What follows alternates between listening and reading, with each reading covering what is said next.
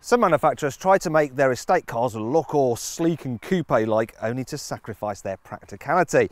But in the case of the 308SW, Peugeot has created a car that's pretty good looking and has acres of space inside. The 308SW's wheelbase is actually 11 centimetres longer than that of the normal 308 hatch, and this makes the estate roomier both in the back seat and the boot. The load space is not only bigger than on its key rivals, it's actually superior to what you get on an Audi A6 Avant, and there's a couple of features I really like about it, such as the very low load height. Like, you can use this for doing your squats. And the load lip as well, that's almost non-existent, so it's dead easy to slide your bags in and out. Unlike with some other estate cars, the parcel shelf is really easy to remove, and there's even a handy place to store it. You lift up the boot floor, hook it onto the tailgate, and then put the parcel shelf underneath. Brilliant! Actually, while I'm here, I should just point out that this car has a space saver spare wheel, so if you get a puncture, you don't have to faff around with that annoying foam. Now I'll just put this back. There you go. So I want to show you these. Look, the car gets these handy rails with these sliders which you can tie things down to. There's some other features I like as well. For instance, to lower the seats, you can do it from the back here. You just pull this lever and look, there we go. They flop down, no problem at all, and they lie pretty much completely flat because of the way the seat base actually slides forwards and down, allowing the seat back to get nice and flat.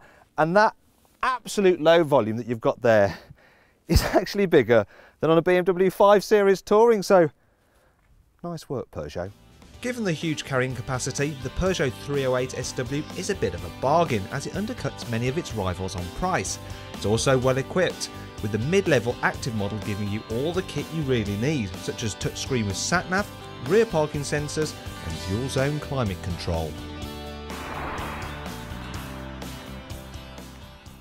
You can get the 308SW with the same range of engines that you get in the normal 308 hatchback, and they're all very good.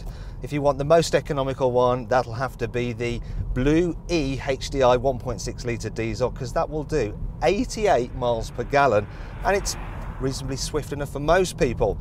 The one in this car is actually my favourite engine. It's the new 1.2 litre 3-cylinder turbo petrol. It's got 130 horsepower, so it feels reasonably nippy, yet Peugeot say it will do 60 miles per gallon.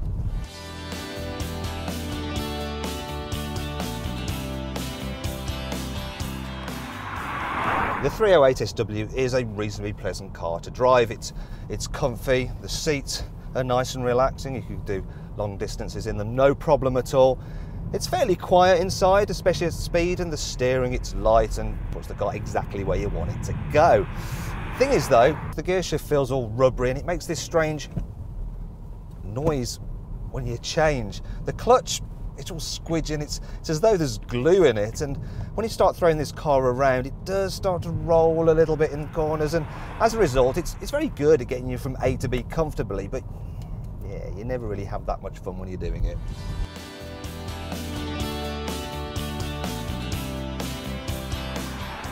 Then there's the interior design. Yes, the Peugeot's dash may look futuristic and be appealingly minimalistic, but it's blighted by flaws you just wouldn't find on the more mundane Volkswagen Golf estate.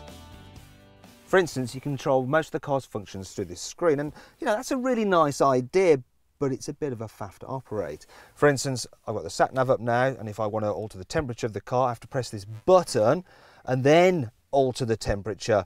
And you know, that means you've got your eyes off the road for too long, and that's pretty much why I'm actually demonstrating that while stationary. In fact, the whole screen is just slow to respond.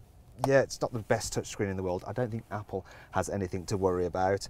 And then there's this steering wheel. Now, I quite like what they're trying to do here as well with this small, sporty steering wheel. But for me to have my ideal driving position, I can't actually see the dials. And I'll demonstrate that now with a quick video with my iPhone. There we go. That's what I see. It's not ideal, is it? I mean, I could move the steering wheel all the way down here, but quite frankly, Peugeot, I don't want to have to sit like that. Then there's the glove box, right? Here in the UK, you've got the fuse box in there, so that's almost useless. And that's the thing with this car. There's so many annoying little things that just wind me up about. I mean, why do you do it, Peugeot? Why? As for reliability, Well, Peugeot didn't fare too well in the 2014 Driver Power Owner Satisfaction Survey, so if that bothers you, you may want to check out the Honda Civic Tourer, which will also hold its value better come resale time. Then there's the back seats. For instance, the 308 hatchback is really cramped in the rear, and the 308 SW is slightly better because it's built on a slightly longer wheelbase. But even then though, look at that. This seat is in my usual driving position and I haven't got that much knee room.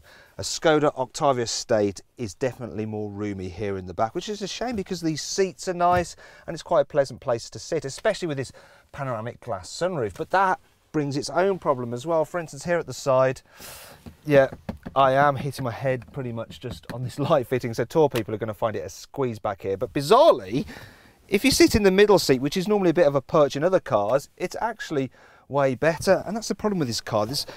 Some things are good about it, and then other things just let it down. Overall though, this is a very good estate car, and being French, it does have a certain personality that is somewhat lacking in some of its rivals. But then again, it does have quite a few quirks and they may put some people off. And so before you take the plunge with a car like this, you should definitely check out our reviews of the Seat Leon ST by clicking up here, or the Skoda Octavia Estate by clicking down there. Now if you click down here, you can watch our very latest video review, and if you click up here on our logo, you can subscribe to the Carbuyer YouTube channel.